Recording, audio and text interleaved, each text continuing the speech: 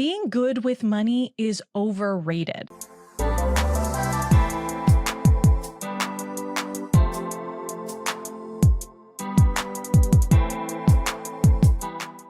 Hello, business owners. I am so excited to be talking to you guys today because over the next couple weeks, we are going to be doing a new series all around becoming a wealthy business owner. All right. Here's the thing. You don't need to be good with money. Quotes, good with money. Everybody comes to me and they say, Gina, I'm not good with money, or I want to be good with money.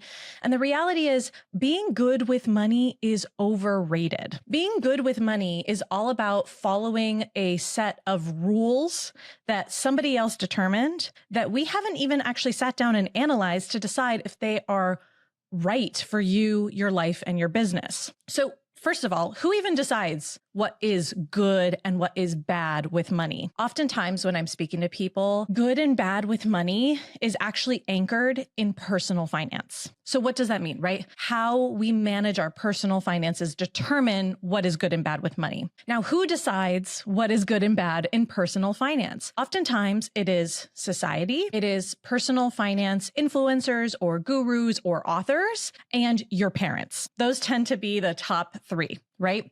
And there's nothing wrong with those people. But as an entrepreneur, as a business owner, you have to really sit and think, are these rules applicable to me, my situation, and what I am trying to achieve? Because when we think about the difference between personal finance and business finance, there are huge differences. Personal finance, what is the goal? Oftentimes the goal is increase your net worth, meaning how many assets do you have minus your liabilities equals what is left over, increase that number. On the business side though, what is the goal in business finance? I would venture to say the goal in business finance is to increase profit. Right? Increase profit, grow your business. And maybe increasing profit is not your goal right now. Maybe your goal is pay off business debt or grow revenue, but not grow profit. But ultimately, the goal in business finance is to grow profit, is to continue growing the business. Or if you're not going to grow your top line number, grow the bottom number, grow the profit. Now, the set of tools and methodologies that you would use to grow your profit are very different than the set of methodologies and tools that you would use to grow your net worth. So when I say, I don't care about you being good with money or being good with money is overrated, it's because good with money was designed by people focusing in on personal finance.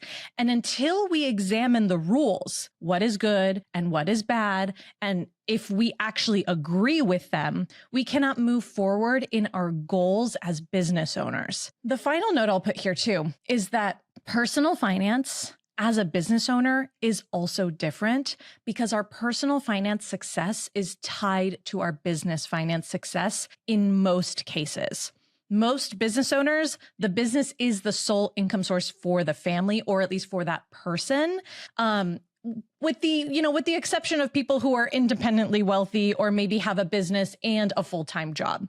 But most business owners, the business health, the business financial health is directly tied with your personal financial health. So what we're going to do in this series is examine the rules of good and bad with money.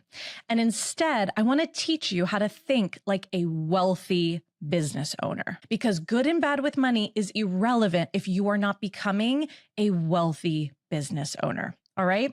So we're going to go over 5 topics. We're going to go over spending, managing, saving, investing, and wealth building over the next 5 weeks. And I cannot wait to dive in with you guys because this series is just going to blow up so many of the things that you didn't even realize you were thinking. So many of the money scripts you didn't realize you were acting out, right? And money scripts are just, there's this, known fact, and I'm just going to follow along. We're going to blow all that shit up excuse my French, we're going to blow all that shit up and really talk about what does it take to be a wealthy business owner, because every single one of you can be a wealthy business owner.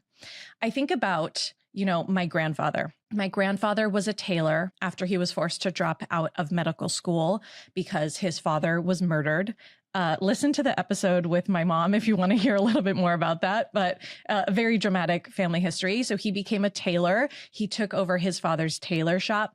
He then immigrated to the United States in Berkeley, California. He had his tailor shop for decades, and it was a successful shop. But my grandfather never became a wealthy business owner because he was continuously following some of these rules.